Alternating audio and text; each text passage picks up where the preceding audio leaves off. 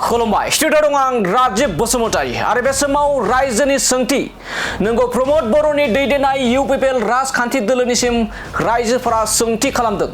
थारैनो फैबाय थानाय विधानसभा बिसायख'थियाव सोरजों थाफामारगोन इउपिपिएल राजखान्थि दोलोआ?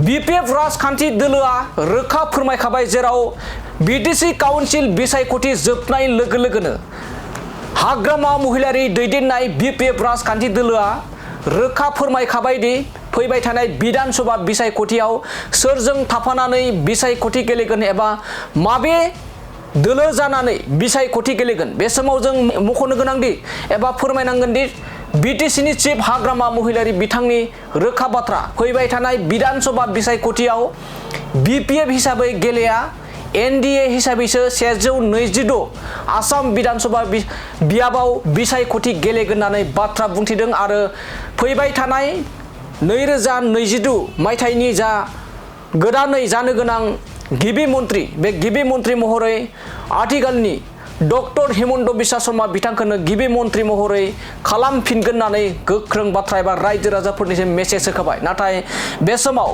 प्रमद बर'नि दैदेननाय इउपिपिएल राजखान्थि दोलोखौ दासिमबो गोनो गोथोआव बे समाव नुनो मोननाय जादों। बेखायनो रायजोफोरा सोंथि खालामदों थारैनो इउपिपिएल राजखान्थि दोलोआ प्रमद बर'नि दैदेननाय इउजि ब्रह्मनि दैदेननाय रनजित बसुमतारी बिथांमोननि दैदेननाय इउपिपिएल राजखान्थि दोलोआ फैबाय थानाय समाव माबे दोलोजों एलायन्सआव थामारगोन?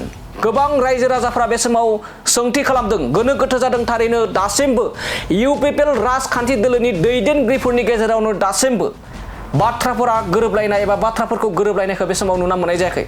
बे समाव प्रमद बर' इउजि ब्रह्म बिथांमोना दासिमबो एनडिए जोंनो थानायनि गोबां बाथ्रा बुंबोगासिनो। नाथाय बे समाव गुबुन फारसेथिं इउपिपिएलनि दैदेनगिरि रनजित बसुमतारी, राकेश ब्रह्म आरो गोबां इउपिपिएलनि दैदेनगिरिफ्रा फैबाय थानाय विधानसभा बिसायख'थियाव एनडिए जों थाया एबा बिजेपि दोलोजों थाया होननानै गोबां माने बाथ्रा बुंनायखौ बे समाव नुनो मोननाय जादों। मानो होनना बुङोब्ला बे समाव इउपिपिएलनि दैदेनगिरिफोरनि गेजेरावनो बाथ्राखौ गोरोबनायखौ बे समाव नुनो मोननाय जायाखै। बेखायनो रायजो राजाफोरा गोबां सोंथि खालामदों एबा गोनो गोथो जानायखौ बे समाव नुनो मोननाय जादों। थारैनो इउपिपिएल राजखान्थि दोलोआ एनडिए जों थागोन ना कंग्रेस दोलोजों थागोन बेयो रोखा दासिमबो जायाखै।